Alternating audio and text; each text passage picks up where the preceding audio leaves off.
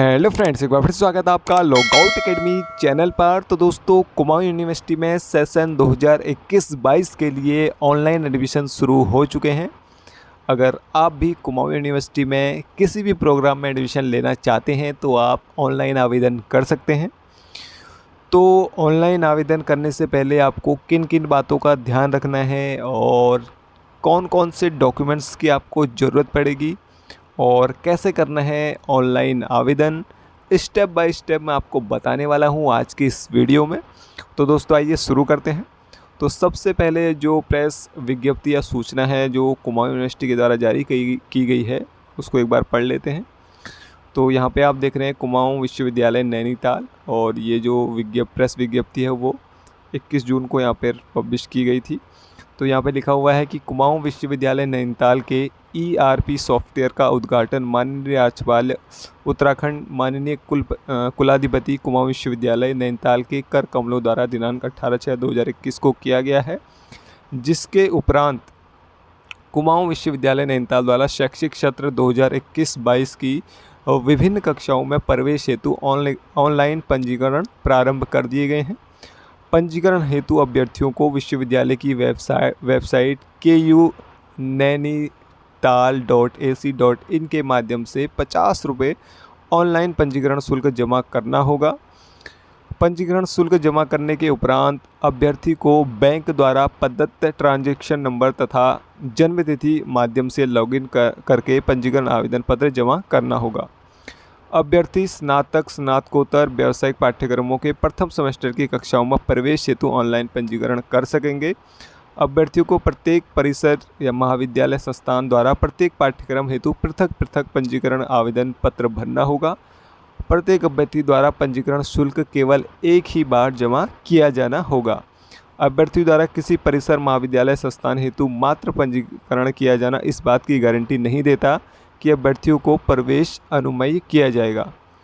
प्रवेश पूर्णतः योग्य सूची यानी कि मेरिट लिस्ट के आधार पर संबंधित परिसर, महाविद्यालय, संस्थान स्तर पर किए जाएंगे।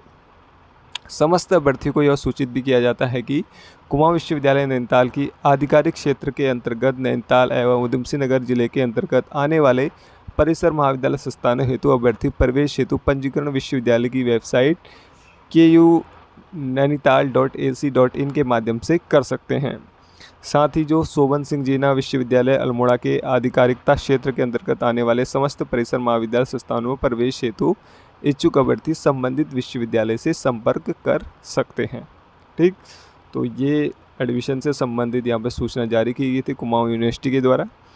तो अगर आपको एडमिशन लेना है तो सबसे पहले आपको किन किन चीज़ों की ज़रूरत पड़ेगी, यानी कि कौन कौन से डॉक्यूमेंट्स आपको चाहिए, वो मैं आपको बताऊंगा। उसके बाद कैसे आपको ऑनलाइन आवेदन फॉर्म भरना है, उसके बाद मैं आपको वो बताने वाला हूँ। ठीक, तो क्या करना है ऑनलाइन आवेदन से पहले, सबसे पहले वो जानते हैं। तो दोस्तों, हम आ चुके हैं कुमाऊं विश्वविद्यालय की ऑफिशियल वेबसाइट पर। तो जब आप ऑफिशियल वेबसाइट ओपन करेंगे कुमाऊं विश्वविद्यालय की, तो आपको इस तरह से देखने को मिलेगा। और यहाँ पर जब नीचे आप थोड़ा सा स्क्रॉल करेंगे तो यहाँ पे आपको दिखेगा आवेदकों के लिए महत्वपूर्ण निर्देश। तो ऑनलाइन आवेदन करने से पहले आपको क्या क्या यहाँ पे करना है वो मैं आपको बता देता हूँ। ठीक, तो यहाँ पे जो एप्लीकेशन प्रोसेस है, जो आप फॉर्म भरेंगे, उसके लिए आपको 6 स्टेप से गुजरना होगा। ठीक, तो सबसे पहला स्टेप यहाँ पे है रीड इंस्ट्रक्शन केयरफुली। आपको इंस्ट्रक्शन पढ़ने हैं, जो आपके लिए महत्वपूर्ण निर्देश दिए गए हैं वो पढ़ने हैं। उसके बाद आपको फ़ीस जमा करनी है, यानी कि 50 रुपये आपको पहले जमा करने पड़ेंगे। ठीक, उसके बाद आपको अपना जो फ़ोटो है और जो सिग्नेचर हैं वो अपलोड करने पड़ेंगे। ठीक, फिर उसके बाद आपको एक ट्रांजेक्शन ID जो मिलेगी, उसके बाद वो फॉर्म को फिल करना है, उसके बाद उसका प्रिंट आउट निकाल लेना है। ठीक, तो सारा प्रोसेस मैं आपको बताऊंगा, 6 के 6 स्टेप करके मैं आपको बताने वाला हूं। सबसे पहले हम जो निर्देश हैं उनको पढ़ लेते हैं। तो कृपया पंजीकरण फॉर्म भरने से पहले निर्देशों को ध्यान से पढ़ें। तो पहला यहाँ पे लिखा हुआ है कि उम्मीदवार को केवल ऑनलाइन आवेदन करने की आवश्यकता है, पंजीकरण का कोई अन्य तरीका अनुमोदित नहीं है। तो केवल ऑनलाइन ही आप आवेदन कर सकते हैं और किसी भी तरह से एडमिशन आपको नहीं मिल सकता कुमाऊं यूनिवर्सिटी में। और ऑनलाइन आवेदन करने के लिए जो आपको कुमाऊं यूनिवर्सिटी की ऑफिशियल साइट को ओपन करना होगा वो क्रोम ब्राउज़र या मोजिला ब्राउज़र में। ठीक है, इसमें ओपन होगा। तो इसमें अगर आप ओपन करेंगे तो आपको इसमें सही अच्छी तरह से यहाँ पे देखा जाता है। तो ऐसा यहाँ पे लिखा हुआ है। ठीक, तीसरा यहाँ पे उम्मीदवारों को ऑनलाइन बैंकिंग के माध्यम से 50 रुपये का पंजीकरण शुल्क जमा करना आवश्यक है। इसका भुगतान net banking, credit card, debit card के साथ ऑनलाइन किया जा सकता है। तो 50 रुपये का आपको सबसे पहले शुल्क जमा करना पड़ेगा, उसके बाद आपको फिर फॉर्म भरना पड़ेगा। ठीक, उसके बाद अगला है चौथा कि शुल्क भुगतान के समय ऑनलाइन दी गई जानकारियों को बाद में चरण में नहीं बदला जा सकता, इसलिए शुल्क भुगतान ऑनलाइन फॉर्म में जानकारी भरते समय सावधानी बरतें। तो जब आप फीस जमा करेंगे, जो 50 रुपये आपको जमा करनी है, उसमें जो भी आपसे डिटेल मांगता है तो वो डिटेल आपको एकदम सही देनी है। ठीक है, उसके बाद जब आप जो मेन फॉर्म है वो भरेंगे तो कुछ डिटेल उसमें पहले से होंगी जो आप उसमें चेंज नहीं कर सकते हैं। ठीक, अगला है पाँचवा, लेन देन के सफल होने के बाद छात्र की एक ट्रांजैक्शन नंबर सफल शुल्क जमा करने के बाद उत्पन्न 12 अंकों की संख्या के साथ विभिन्न परिसरों, कॉलेजों और विभिन्न पाठ्यक्रमों के लिए फॉर्म भर सकता है। तो जैसे ही आप फॉर्म 50 रुपये का शुल्क जमा करेंगे तो आपको एक ट्रांजैक्शन नंबर मिलेगा 12 अंकों का। ठीक, उसके बाद उस ट्रांजैक्शन नंबर को और अपनी डेट ऑफ बर्थ को जब आप एंटर करेंगे तो आपके सामने जो फॉर्म है वो खुल के आ जाएगा। छठा यहाँ पे है, ऑनलाइन प्रवेश फॉर्म भरने में आपकी सहायता करने की कृपया पोर्टल में उपयोगिता पुस्तिका भी देंगे। तो यहाँ पे उपयोगिता पुस्तिका मतलब स्टेप बाय स्टेप यहाँ पे एक फॉर्म भरना बताया गया है। ठीक, सातवां है, ऑनलाइन फॉर्म भरना शुरू करने से पहले कृपया दस्तावेज अपने पास तैयार रखें। तो सारे डॉक्यूमेंट्स आपके पास होने चाहिए। ऑनलाइन आवेदन पत्र में प्रविष्टियाँ केवल अंग्रेजी में दर्ज की जाएंगी। तो ऑनलाइन जो आप आवेदन करेंगे उसमें हिंदी में नहीं होगा, केवल इंग्लिश में होगा। 9 है यहाँ पे, ऑनलाइन आवेदन करने से पहले एक उम्मीदवार को नीचे दिए गए विनिर्देशों के अनुसार अपनी तस्वीर और हस्ताक्षर की स्कैन डिजिटल छवि की आवश्यकता होगी। तो आपको यहाँ पे अपना फ़ोटो और सिग्नेचर चाहिए जब आप आवेदन करेंगे। ठीक, तो यहाँ पे लिखा हुआ है कि जो आपका फ़ोटो सिग्नेचर होगा वो 80 KB से ज़्यादा नहीं होना चाहिए। तो 80 KB का आपका होना चाहिए, फ़ोटो या सिग्नेचर दोनों। ठीक, सुनिश्चित करें कि फ़ोटोग्राफ रंगीन है और हल्के रंग की पृष्ठभूमि यानी कि सफ़ेद, अब जो बैकग्राउंड है वो सफ़ेद होना चाहिए, ऐसा लिखा हुआ है इन्होंने। उम्मीदवार को फ़ोटो खींचते समय सीधे आराम से चेहरे के साथ कैमरे की ओर देखना चाहिए। ठीक, उम्मीदवार चश्मा पहनता है तो सुनिश्चित करें कि कोई प्रतिबिंब नहीं है और आपकी आंखें स्पष्ट रूप से दिखाई दे रही हैं। टोपी और काला चश्मा पहने उम्मीदवारों के फ़ोटोग्राफ स्वीकार नहीं होंगे। धार्मिक हेडवेयर की अनुमति नहीं है, लेकिन यह आपके चेहरे को नहीं ढकना चाहिए। अगला है 11वां 10वां, यहाँ पे लिखा हुआ है, संभावित त्रुटियों से बचने के लिए उम्मीदवार से अनुरोध है कि पूरी जानकारी स्वयं भरें। उम्मीदवार को सूचना देने के लिए मोबाइल नंबर और ईमेल आईडी का उपयोग किया जाएगा। इसके लिए उम्मीदवार से अपेक्षा की जाती है कि वह अपनी व्यक्तिगत ईमेल आईडी और मोबाइल नंबर, ठीक, जिसे उम्मीदवार स्वयं एक्सेस करता हो, प्रदान करें। ठीक, तो आपको अपना मोबाइल नंबर भी देना है और ईमेल आईडी भी देना है जिसमें आपका मैसेज वहाँ से कुमार यूनिवर्सिटी के द्वारा भेजा जाएगा। ठीक है, ट्रांजैक्शन नंबर जो भी होता है। ठीक, फिर उसके बाद जब आप सारे इंस्ट्रक्शन पढ़ लेंगे तो यहाँ पे लिखा है ऑनलाइन अर्जी कीजिए, यानी कि आपको इस पर क्लिक कर देना है। ठीक, तो ये जो इंस्ट्रक्शन है वो हिंदी और इंग्लिश दोनों में आप देख सकते हैं। ठीक, तो यहाँ मैंने हिंदी में ओपन करा है, तो आप इंग्लिश या हिंदी दोनों में किसी में भी देख सकते हैं। ठीक, फिर उसके बाद दोस्तों आपको जहाँ पे ये लिखा हुआ है ऑनलाइन अर्जी कीजिए, इस पर क्लिक कर देना है। ठीक, इंग्लिश में आप जब आप देखेंगे तो यहाँ पे अप्लाई नाउ लिखा होगा। ठीक, तो जैसे ही आप इस पर क्लिक करेंगे तो जो आपका फॉर्म है वो आपके सामने खुल के आ जाएगा। ठीक, तो यहाँ पे आपको पहले से बता रहा है कि हिंदी या इंग्लिश दोनों में, तो मैं इसको इंग्लिश कर लेता हूँ जिससे कोई परेशानी ना हो। तो यहाँ पे देख रहे हैं आप admission program 2021 registration and fee detail. ठीक, तो सबसे पहले आपको यहाँ पे अपना फुल नेम देना है, उसके बाद यहाँ पे आपका फादर नेम देना है, उसके बाद यहाँ पे आपको मदर नेम देना है, उसके बाद आपको यहाँ पे अपनी डेट ऑफ बर्थ देनी है, उसके बाद आपको ईमेल आईडी, मोबाइल नंबर और जेंडर, फिर आधार नंबर, फिर ब्लड ग्रुप अगर आपको पता है तो। ठीक, स्टेट ऑफ डोमिसाइल आपके किस स्टेट के हैं, कैटेगरी। ठीक, तो ये सारा कुछ करने के बाद आपको यहाँ पे सेव एम नेक्स्ट पे क्लिक कर देना है। ठीक, तो यहाँ पे मैंने सारी डिटेल अपनी डाल दी है, जैसे यहाँ पे फुल नेम डाल दिया है, उसके बाद आपका फादर नेम आपको डालना है वो भी डाल दिया, फिर मदर नेम डालना है, फिर डेट ऑफ बर्थ आपको डालनी है, फिर ईमेल आईडी, मोबाइल नंबर और जेंडर यहाँ से सिलेक्ट कर लेना है। फिर आपका आधार नंबर जो भी है वो डालना है। फिर आपको अपना ब्लड ग्रुप और स्टेट ऑफ डोमिसाइल, आपके डोमिसाइल जो है वो कहाँ के हैं, फिर यहाँ पे कैटेगरी डाल देनी है, ठीक। और फिर उसके बाद यहाँ पे सब कैटेगरी दी हुई है, तो इनमें से अगर आप कोई भी हैं तो आप इस पर क्लिक कर सकते हैं। आप अगर आप कोई भी नहीं है तो आपको सीधे नॉट अप्लीकेबल पे क्लिक कर देना है, ठीक। उसके बाद आप नेशनलिटी यहाँ से चुन लीजिए, इंडियन। उसके बाद आपको सेव एंड नेक्स्ट पे यहाँ पे क्लिक कर लेना है। तो हम सेव एंड नेक्स्ट पे क्लिक कर लेते हैं। तो जैसे ही आप सेव एंड नेक्स्ट पे क्लिक करेंगे तो आपका फिर यहाँ पे एड्रेस कम्युनिकेशन पूछेगा, यानी कि आपको यहाँ पे आपका एड्रेस डालना है, हाउस नंबर, स्ट्रीट, विलेज जो भी है, मोहल्ला, एरिया, पोस्ट ऑफिस, के बाद सिटी यहाँ पे डालनी है, फिर स्टेट डालना है, उसके बाद पिन कोड आपका जो भी है स्टेट का पिन कोड, फिर उसके ज़िले का पिन कोड, फिर उसके बाद आपको यहाँ पर सेव एंड नेक्स्ट पे क्लिक कर देना है, ठीक। तो यहाँ पे हमने एड्रेस ऑफ कम्युनिकेशन की जो डिटेल है वो भी आप डाल दी है, ठीक है। फिर उसके बाद आपको सेव एंड नेक्स्ट पे यहाँ पे क्लिक कर देना है। तो सेव एंड नेक्स्ट पे हम क्लिक कर देते हैं। उसके बाद आप अगले स्टेप पर पहुँच जाएंगे, ठीक।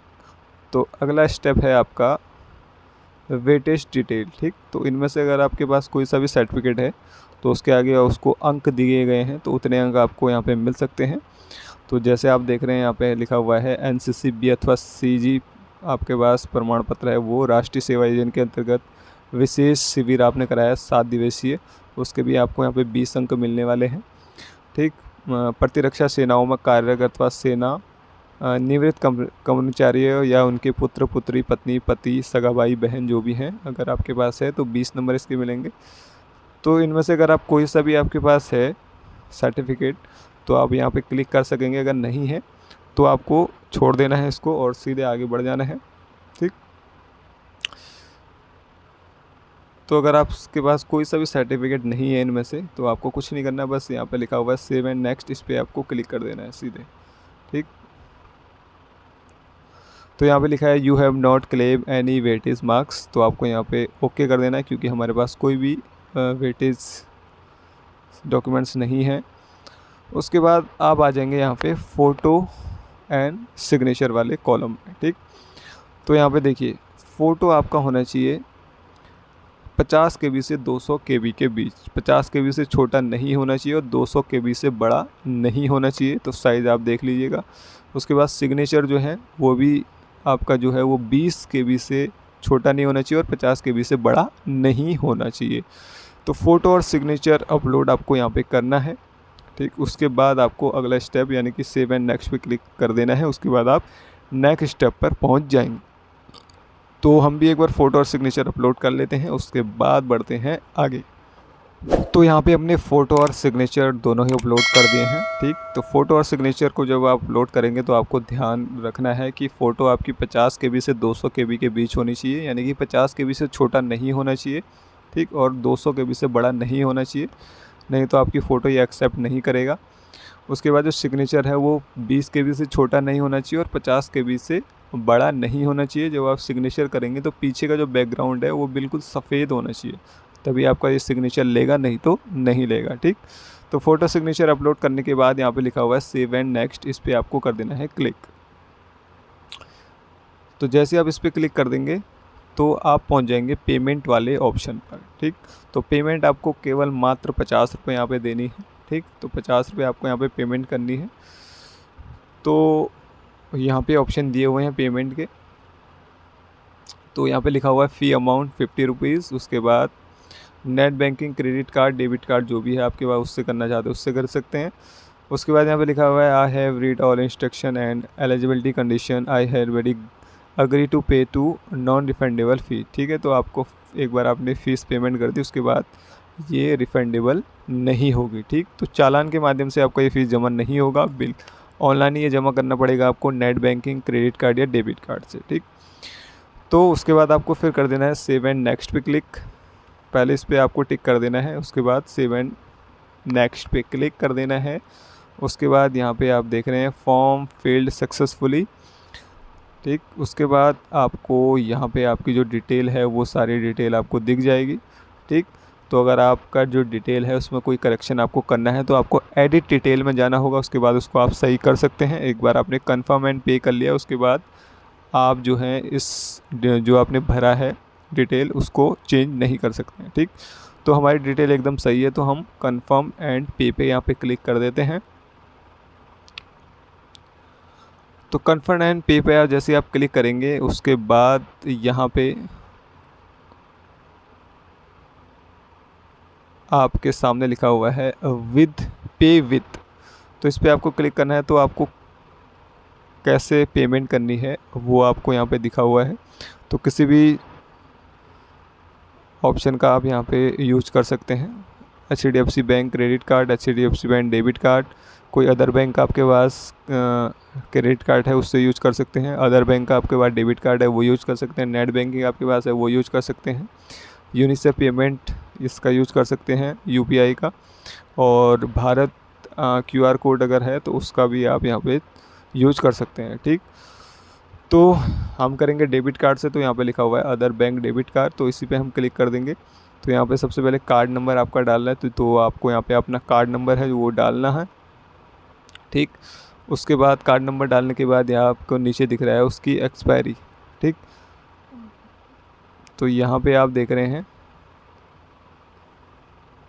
3 चीज़ें यहाँ पे दी हुई हैं। तो सबसे पहले मैं आपको देता हूँ, यहाँ पे कार्ड नंबर आपको डालना है, उसके बाद यहाँ पर आपका नाम यानी कि कार्ड में जिसका नाम है वो नाम डालना है, फिर उसकी एक्सपायरी डालनी है, कौन से मंथ और कौन से ईयर में वो एक्सपायर हो रहा है कार्ड। उसके बाद यहाँ पे CCV डालना है, CCV होता है जो कार्ड के पीछे आपको 3 नंबर दिए होते हैं वो आपको यहाँ पे एंटर कर देना है। उसके बाद यहाँ पे आपको कर देना है कन्फर्म पेमेंट पे क्लिक, ठीक। तो सारी डिटेल हम एक बार डाल देते हैं, उसके बाद हम आगे की प्रोसेस को करते हैं। तो यहाँ पे हमने कार्ड की जो अपनी डिटेल है सारी वो डाल दी है। उसके बाद आपको यहाँ पे कन्फर्म पेमेंट लिखा हुआ है, इस पर आपको कर देना है क्लिक। तो इस पर हम कर देते हैं क्लिक। तो जैसे इस पर आप क्लिक करेंगे तो आपके पास जो 1 टाइम पासवर्ड है यानी कि OTP आपके मोबाइल में आ जाएगा, ठीक। तो जब आप OTP डालेंगे तभी आपका जो पेमेंट है वो सक्सेसफुल हो पाएगा, ठीक।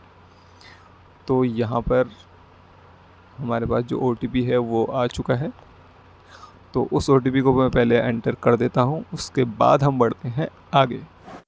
तो दोस्तों फ़ीस जमा करते ही आपके सामने आपकी जो डिटेल है वो यहाँ पे आपको दिखाएगा, जैसे आपका ट्रांजैक्शन नंबर और बैंक रेफरेंस नंबर, ठीक है। तो दोस्तों आपका जो ट्रांजैक्शन नंबर है वही आपकी लॉगिन ID की तरह काम करेगा। आपका ट्रांजैक्शन नंबर और आपकी डेट ऑफ बर्थ, ठीक है, दोनों का यूज करके आप 24 घंटे के बाद अपना एप्लीकेशन फॉर्म भर सकते हैं।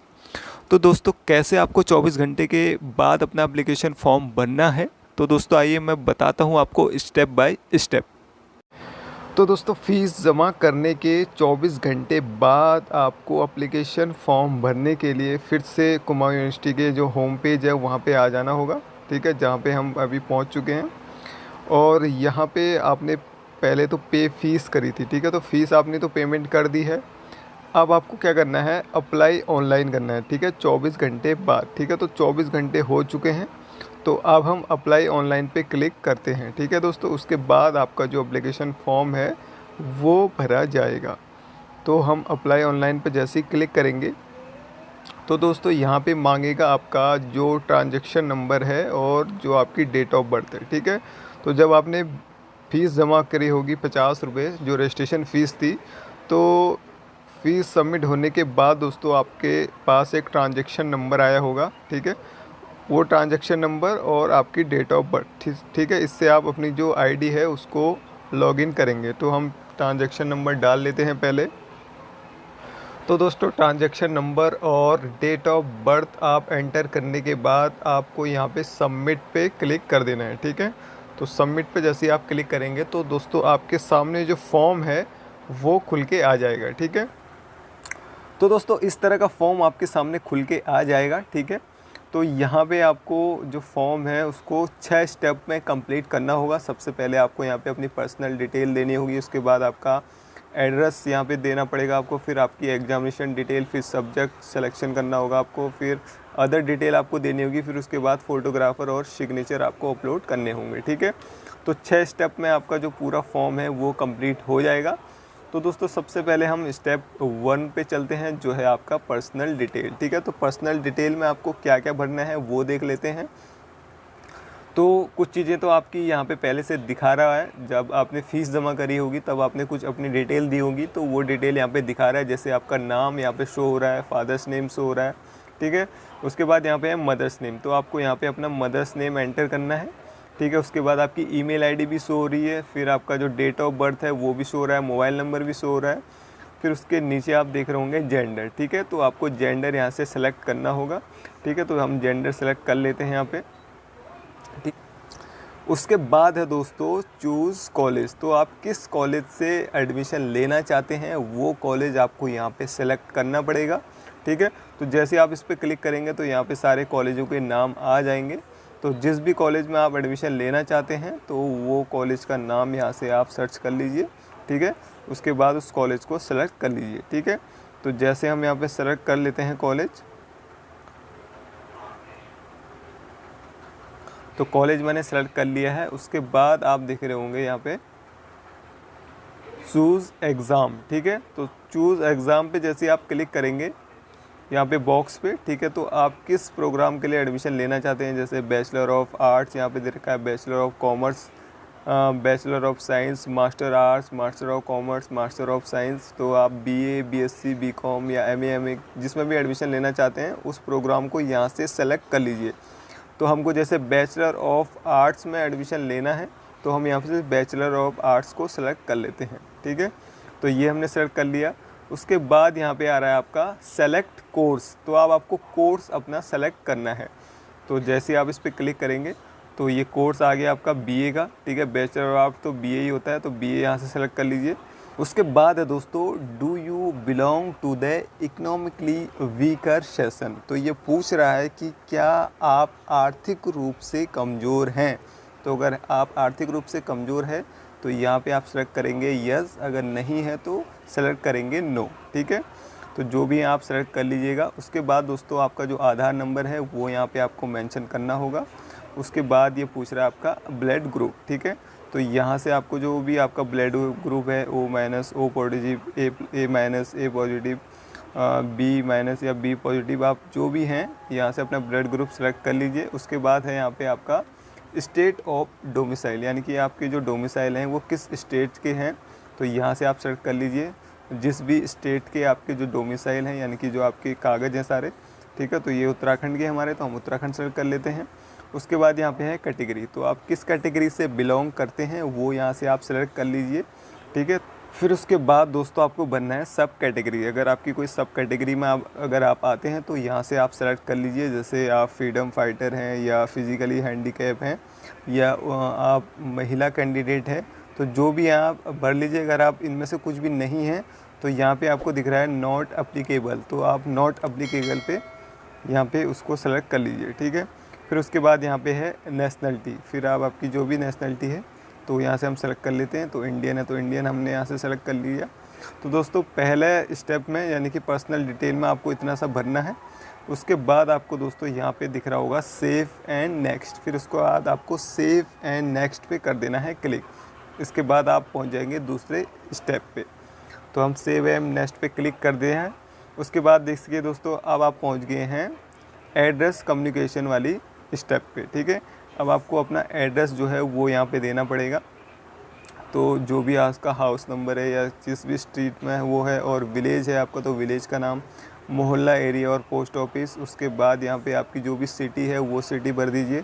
फिर स्टेट, कौन से स्टेट से आप हैं, फिर वहाँ का पिन कोड। ठीक है, तो सारी डिटेल हम भर देते हैं एक बार। तो दोस्तों एड्रेस कम्युनिकेशन की हम सारी डिटेल भर चुके हैं, और डिटेल भरने के बाद आपको यहाँ पे फिर सेव एंड नेक्स्ट पे क्लिक कर लेना है। ठीक है, अगर आपका पीछे अगर आपने कुछ गलत भर दिया है तो आप प्रीवियस करके वहाँ पे उसको सही कर लीजिए। अगर आपका सही है तो आप सेव एंड नेक्स्ट पे क्लिक कर दीजिए। तो हम कर देते हैं सेव एंड नेक्स्ट पे क्लिक। तो दोस्तों अब हम पहुंच चुके हैं नेक्स्ट स्टेप पे, जो है आपका एग्जामिनेशन डिटेल का। ठीक है, अब दोस्तों आपको जो आपकी एग्जामिनेशन डिटेल है वो यहाँ पे आपको देनी होगी। तो क्या क्या भरना है आपको अपने एग्जामिनेशन डिटेल में वो मैं आपको बता देता हूँ। तो दोस्तों अगर आप बीए, बीएससी या बीकॉम में एडमिशन ले रहे हैं तो आपको अपनी इंटर की डिटेल यहाँ पे भरनी पड़ेगी, ठीक है। यानी कि आपकी 12वीं क्लास की जो डिटेल है वो यहाँ पे आपको भरनी पड़ेगी। तो क्या क्या डिटेल भरनी है 12वीं की आपको वो मैं बता देता हूँ। तो सबसे पहले यहाँ पे आपको दिख रहा होगा बोर्ड यूनिवर्सिटी, यानी कि आपकी ने इंटर करा है वो किस बोर्ड से करा है वो बोर्ड आपको यहाँ पे बनना है, जैसे उत्तराखंड बोर्ड या सीबीएसई बोर्ड, ठीक हो गया।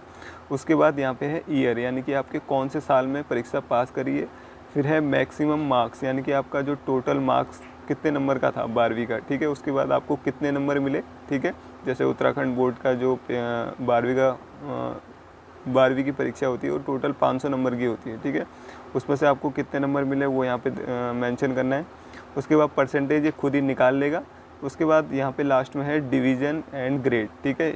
तो आपकी डिवीज़न वाला है सिस्टम, यानी कि फर्स्ट सेकंड थर्ड, तो यहाँ पे आप सेलेक्ट कर लीजिए। अगर ग्रेड वाला है तो ग्रेड को सेलेक्ट कर लीजिए, ठीक है। उसके बाद दोस्तों यहाँ पे आपको जो आपका इंटर का रोल नंबर है वो यहाँ पे मेंशन करना होगा, ठीक हो गया। और अगर दोस्तों जिन स्टूडेंट्स का अभी रिज़ल्ट नहीं आया, जैसे उत्तराखंड बोर्ड का रिज़ल्ट अभी नहीं आया है, तो दोस्तों यहाँ पे आपको दिख रहा होगा एक अपेयरिंग का बॉक्स, ठीक है। तो यहाँ पे आप अपेयरिंग वाले इस बॉक्स पे क्लिक कर लेंगे, ठीक है। इस बॉक्स को सेलेक्ट कर लेंगे, ठीक है, इस तरह से, ठीक है।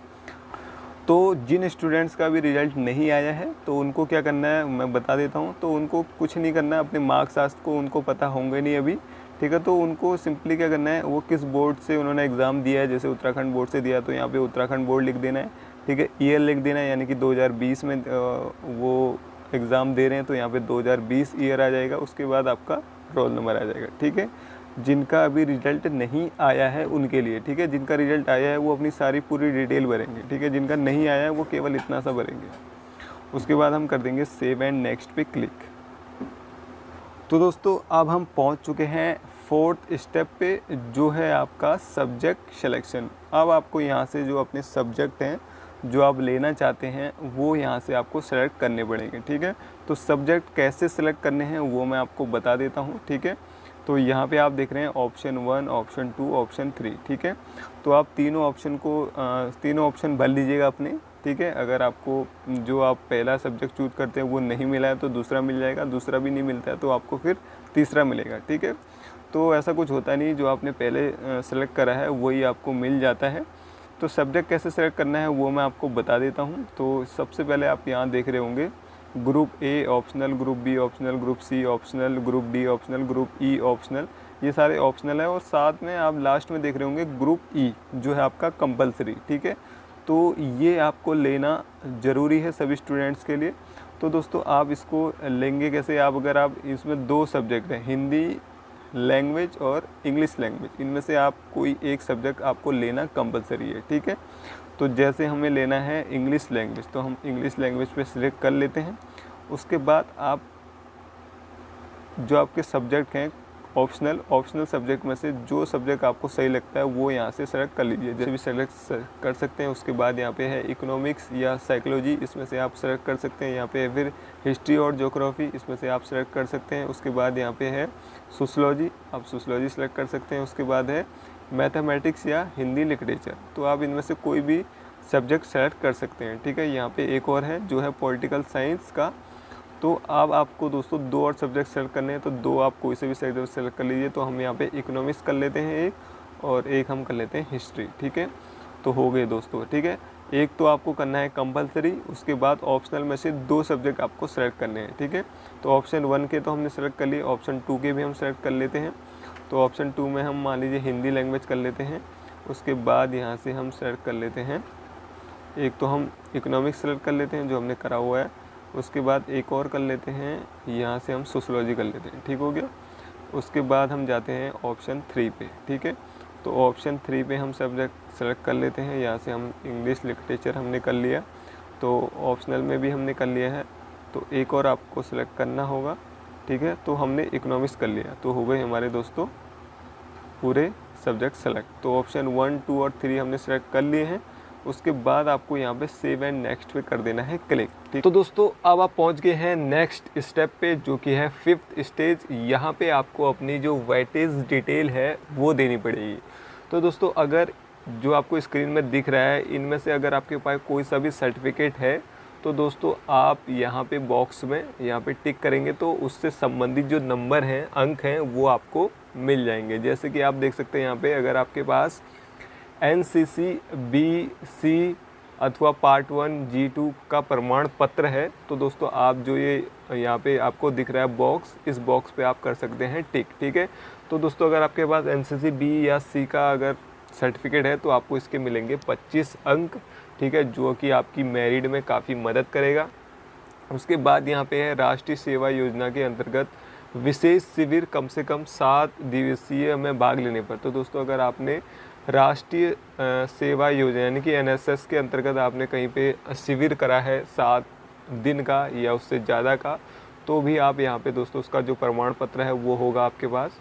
तो यहाँ पे आप बॉक्स पे उसको टिक कर सकते हैं, उसके मिलेंगे आपको 20 अंक। ठीक है, उसके बाद है यहाँ पे प्रतिरक्षा सेनाओं में कार्यरत अथवा सेवानिवृत्त कर्मचारियों या उनके पुत्र पुत्री पति पत्नी सगा भाई बहन। ठीक है, तो दोस्तों अगर आपके फादर मदर या कोई भी पुलिस सेवा में है या सिविल सेवा में है तो दोस्तों आप उसका एक प्रमाण पत्र बना के यहाँ पे लगा सकते हैं, उसके मिलेंगे आपको 20 अंक। ठीक है, उसके बाद है जम्मू कश्मीर में तैनात अर्धसैनिकों के पुत्र पुत्री पति पत्नी सगा भाई बहन तथा जम्मू कश्मीर से विस्थापित या उनके पुत्र पुत्री पत्नी सगा भाई या बहन या ऐसे किसी से संबंध है आपका तो आप उससे संबंधित जो प्रमाण पत्र है वो यहाँ पे लगा सकते हैं, उसके मिलेंगे आपको 20 अंक। उसके बाद है विद्यालय की फर्स्ट 11 टीम में भाग लेने वाले विद्यार्थी। तो दोस्तों अगर आप विश्वविद्यालय में आपने किसी भी टीम में हिस्सा लिया है, ठीक है, और उस टीम में अगर आपने भाग लिया है, आप अंडर 11 के अंतर्गत आते हैं तो आपको यहाँ पे मिलेंगे 20 अंक। उसके बाद है शासन द्वारा आयोजित राष्ट्रीय स्तर की प्रतियोगिता में भाग लेने वाले खिलाड़ी जिन्होंने जिला विद्यालय निरीक्षक द्वारा निर्मित प्रमाण पत्र निर्गत किया हो। तो दोस्तों अगर आपने विद्यालय में किसी भी गेम में भाग लिया हो या ऐसी कोई प्रतियोगिता में भाग लिया हो जिसका प्रमाण पत्र आपके पास है तो दोस्तों आपको उसके मिलेंगे 25 अंक। ठीक है, फिर उसके बाद है राज्य स्तर पर कोई पदक प्राप्त करने वाले खिलाड़ी अंतर विश्वविद्यालय टीम से संयुक्त विश्वविद्यालय प्रतियोगिता खेलने पर और किसी छात्र छात्रा ने विश्वविद्यालय टीम का सदस्य होकर अंतर विश्वविद्यालय खेल प्रतियोगिता में भाग लिया हो या इसी तरह की उच्च टीमों का सदस्य रहा हो या उच्च स्तर की वाद विवाद प्रतियोगिता सांस्कृतिक कार्यक्रम प्रदर्शनी में भाग लिया हो तो इसके लिए आपको मिलेंगे 25 अंक। ठीक है, उसके बाद अंतर्राष्ट्रीय प्रतियोगिता में अगर आपने भाग लिया है तो यहाँ पे आपको मिलेंगे 50 अंक। ठीक है, तो अगर आपने इनमें से किसी का भी आपके पास प्रमाण पत्र है तो उस पर टिक करिए और उससे संबंधित जो अंक हैं वो आपको मिल जाएंगे। ठीक है, अगर आपके पास इससे संबंधित कोई भी प्रमाण पत्र नहीं है तो आप सीधे सेव एंड नेक्स्ट करिए और आगे का स्टेप फॉलो करिए। ठीक है, तो हम कर लेते हैं दोस्तों सेव एंड नेक्स्ट पे क्लिक।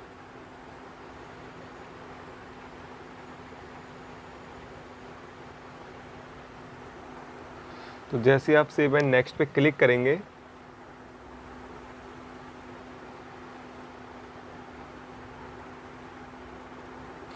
तो दोस्तों आपकी जो फ़ोटो है और सिग्नेचर जो आपने फ़ीस जमा करते समय भरी होगी वो यहाँ पे आ जाएगी। ये आपका दोस्तों लास्ट स्टेप भी है। ठीक है, आप इसके बाद आपको कुछ करना नहीं पड़ेगा। तो दोस्तों फ़ोटो और सिग्नेचर पहले से आपकी अपलोड है, बस आपको जो ये कैप्चर कोड है वो यहाँ पे इस बॉक्स में फिल करना होगा। तो हम इसको फिल कर देते हैं यहाँ पे। ठीक है, तो इस कैप्चर कोड को हम यहाँ पे डाल लेते हैं। तो ये हो गया दोस्तों, तो ये कैप्चर कोड हमने डाल लिया। उसके बाद आपको सिंपली यहाँ पे जो लिख रहा है नीचे सबमिट का बटन, तो सबमिट पे आपको कर देना है क्लिक।